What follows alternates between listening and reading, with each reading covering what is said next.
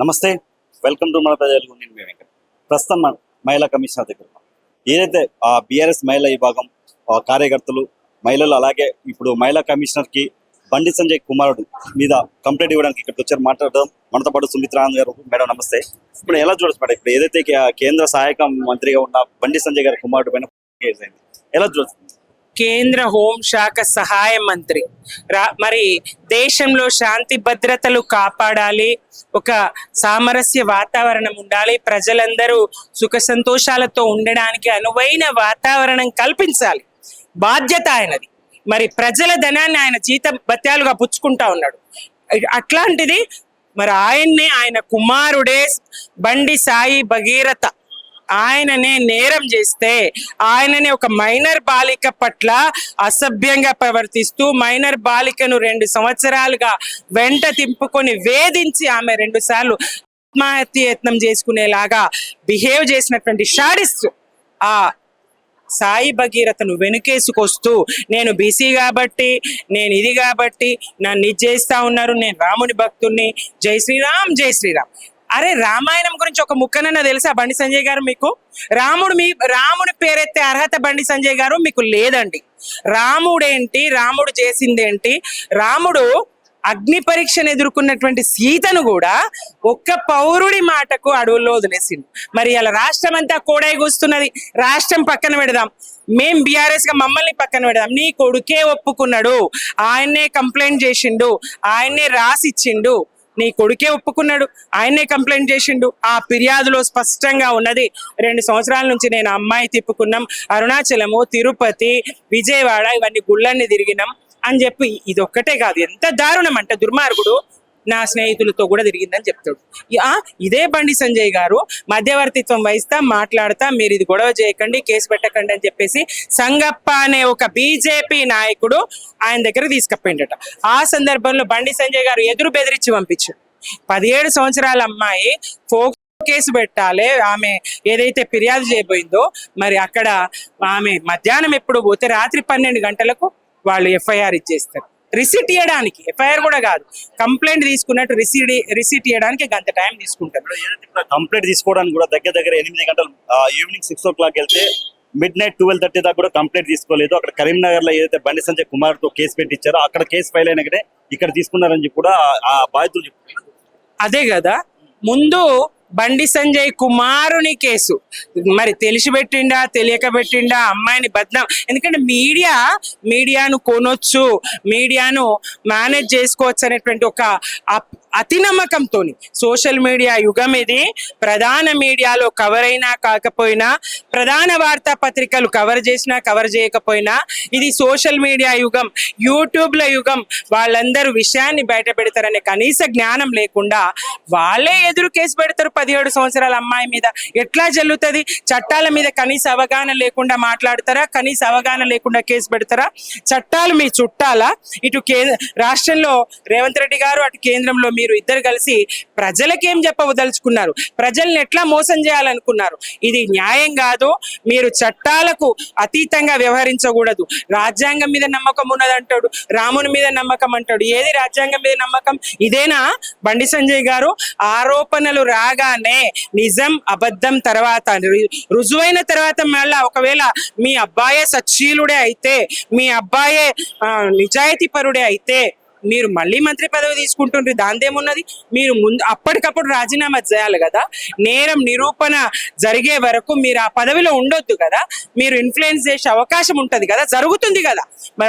కంప్లైంటే తీసుకోలేరు, మీరు దొరికిపోయినరు అడ్డంగా. మీరు ఏదైతే ఫిర్యాదు చేసిండ్రో ఆ ఫిర్యాదులోనే దొరికిపోయినరు. మైనర్ బాలిక మీద హనీ ట్రాప్ కేసు పెట్టడానికి లేదు. ఆమె ఇష్టపడి మీతో తిరిగినా, అది పెళ్ళే అయినా, ఒకవేళ నేను పెళ్లి చేసుకున్నా ఆమె నా భార్యనే అని బండి భగీరథ చెప్పినా చట్ట ప్రకారం నేరమే. ఎవరైతే ఆ బాలిక 17 సంవత్సరాల బాలిక హనీ ట్రాప్ కేసు అని చెప్పి వీళ్ళు చెప్పడం జరుగుతుంది, ఆ అమ్మాయి వాళ్ళు ఆల్రెడీ ఐసెటిల్డ్ 50,000 ఇచ్చాం మేము అని చెప్పి చెప్పడం జరుగుతుంది. ఇది ఎంతవరకు చూడచ్చు? ఎందుకంటే కేసు ఫైల్ చేయడానికి పోలీస్ స్టేషన్ కి 3 పర్సనల్ కార్లు వచ్చారు వాళ్ళ ఫ్యామిలీ. మరి 50,000కు 5 కోట్లకు ఆడబిడ్డలని బలిపెట్టుకునే తల్లిదండ్రులు ఉంటారా? ఇదెక్కడ దుర్మార్గం? వాళ్ళు పేదలైనా ధనికులైనా ఎవ్వరు కూడా 50,000కో 5 కోట్లకో బిడ్డలను తార్చే తల్లిదండ్రులు ఉండరు. ఇది గుర్తించాలి. ఆడపిల్లల తల్లిదండ్రులు అంటే మీకు ఎట్లా కనపడతా ఉన్నారు? ఆడపిల్లలు అంటే ఆట బొమ్మల్లాగా కనపడతా ఉన్నారా? కేంద్ర మంత్రిగా ఉండి ఈ మాట మాట్లాడచ్చా? ఎవరు ఆ ఫిర్యాదులు అట్లా రాయొచ్చా? ఆడపిల్లల తల్లిదండ్రులకు మీరు ఇచ్చే గౌరవం ఇదేనా? బేటీ బచావో బేటీ పడావో నినాదమేనా? ఇంతటి దుర్మార్గపు ఇదా? ఇంకా నవ్వుతూ నిన్నటి మోదీ సభలో ఆయన అసలు రావద్దా సభకి? మరి ఆహ్వానంలో పేరు లేదన్నారు, తీరా పత్రికల్లో అన్నిట్లో అడ్వర్టైజ్మెంట్ లో ఉన్నది. అయినా బీజేపీకి ఇది అలవాటే. అక్కడ చేరిండ్రంటే అక్కడ ఉన్నారంటే నేరస్తులు ఇంకా ఆయనే చెప్తాడు, రెడ్ హ్యాండెడ్ గా డబ్బులు తీసుకుంటూ లంచం తీసుకుంటూ పట్టుబడ్డటువంటి సువేందు అధికారిని వాళ్ళ పార్టీలో చేరంగానే ముఖ్యమంత్రిని చేసేసి చూసినాం కదా. కత్వా నేరస్తుల్ని పూలదండలతో స్వాగతించిండ్రు కదా. ఉన్నావు బాధితురాలి కుటుంబాన్ని హతమార్చిండ్రు కదా. బీజేపీకి ఇది అలవాటే. బేటీ బచావో అనేది ఉత్త నినాదమే. వీళ్ళు బేటీని కాపాడరండి, బేటీని కాటికి పంపిస్తారు. బేటీని కాపాడాల్సిన వాళ్ళు బేటీని కాటికి పంపిస్తారు. తెలంగాణ మహిళగా, బీఆర్ఎస్ మహిళగా మేము ఖండిస్తా ఉన్నాం, పోరాడతాం. ఆడపిల్లల పక్షాన మేము ఉంటాం, కాపాడుకుంటాం. కేసీఆర్ గారి పాలనలో కడుపులో పెట్టుకున్నాడు, కళ్యాణ లక్ష్మి ఇచ్చిండు, అలాగే ఆడపిల్లకు న్యూట్రిషన్ కిట్ ఇచ్చిండు, కేసీఆర్ కిట్ ఇచ్చిండు, అలాగే స్కూళ్లలో 1000కి పైగా గురుకులాలు ఏర్పాటు చేసిండు, ఆడపిల్లల చదువుకు అవకాశాలు కల్పించిండు, అన్ని రకాలుగా ఆడపిల్లకు అండదండగా ఉండి టీమ్స్ ఏర్పాటు చేసిండు, ఆడపిల్లల వైపు చూస్తే లాగులు దడవాలని హెచ్చరించిండు. అది నాటి పాలన. ఆడపిల్లల్ని అడుగడుగున గొంతు కోస్తూ, ఆడపిల్లల్ని అడుగడుగున చెరుస్తూ, బాలికల్ని ఇచ్చేస్తూ, పసి పిల్లల్ని అత్యాచారం చేస్తూ క్రైమ్ రేట్ కేసీఆర్ పాలనలో, ఇప్పుడేమో క్రైమ్ రేట్ పెరిగింది. కేసీఆర్ పాలనలో పంటలు పెరిగినాయి. కేసీఆర్ పాలనలో సుభిక్షంగా తెలంగాణ వృద్ధి చెందింది, తలసరి ఆదాయం పెరిగింది. నాటికి నేటికి తేడా ఇది. బాధితులు ఎవరైనా బాధితుల పక్షాన మేము ఉంటాం, బీఆర్ఎస్ ఉంటది, కాపాడుకుంటాం. మేడం నమస్తే మేడం. మేడం, ఏదైతే కేంద్ర సహాయక మంత్రి, హోంశాఖ మంత్రిగా ఉన్న బండి సంజయ్ గారి కుమారుడి మీద బండి భగీరథ్ మీద ఫైల్ అయింది, ఎలా ఉంటుంది మేడం? ఫైల్ సంబంధించిన చట్టాలు ఎలా ఉంటాయి? కేసు అంటేనే చాలా తీవ్రమైన చట్టం అది. సో దాని ప్రకారం ఎవరి మీద కేసు పడినా కూడా పోలీసులు చాలా తొందరగా యాక్షన్ ఇనిషియేట్ చేస్తారు. కంప్లైంట్ రాగానే వితిన్ 24 hours లో అసలు అక్యూజ్ కస్టడీలోకి తీసేసుకుంటారు. వెళ్ళగానే రిజిస్టర్ చేసేయాలి కంప్లైంట్, ప్లస్ అమ్మాయి స్టేట్మెంట్స్ రికార్డ్ చేయాలి, విట్నెసెస్ స్టేట్మెంట్స్ రికార్డ్ చేయాలి. ఇంకా ఇది ఏదైనా చాలా తీవ్రమైన లైంగిక వేధింపులు, వాళ్ళ మదర్ రాసిన 4 పేజీల కంప్లైంట్ లో చాలా తీవ్రమైన లైంగిక వేధింపులు ఉన్నాయి అమ్మాయి మీద. చాలా సార్లు అమ్మాయిని అలా మిస్యూజ్ చేయడం జరిగింది శారీరకంగా. సో అలాంటి జరిగినప్పుడు ఏంటంటే ఖచ్చితంగా పోలీస్ వాళ్ళు యాక్షన్ తీసుకోవాలి. అట్లాంటిది ఏం చేయలేదు ఇప్పటి వరకు. మోర్ దెన్ 48 hours అవుతుంది.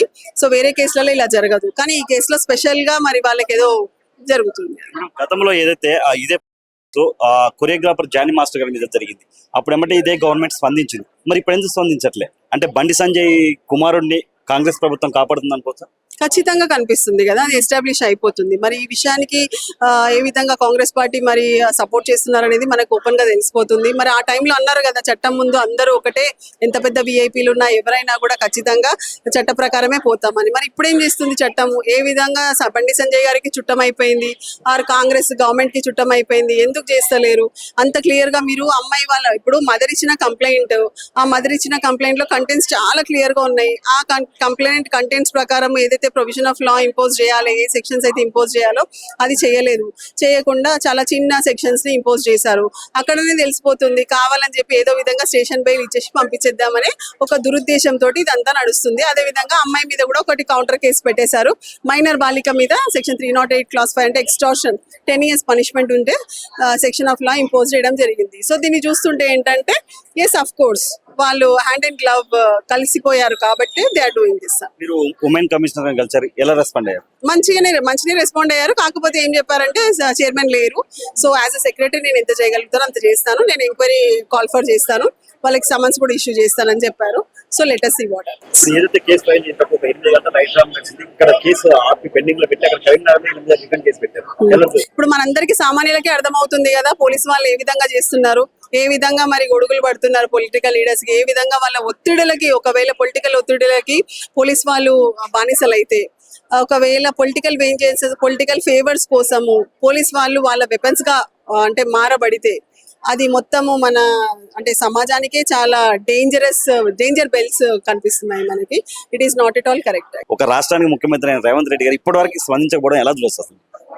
దట్స్ అంటే ఇక మీరు అడగాలి ఎందుకు స్పందించట్లేదు అనేసి. మేమైతే ఇప్పుడు లీగల్ గా ఏంటి ఏం జరగదు అనేది చెప్తున్నాం, కానీ స్పందించాలి.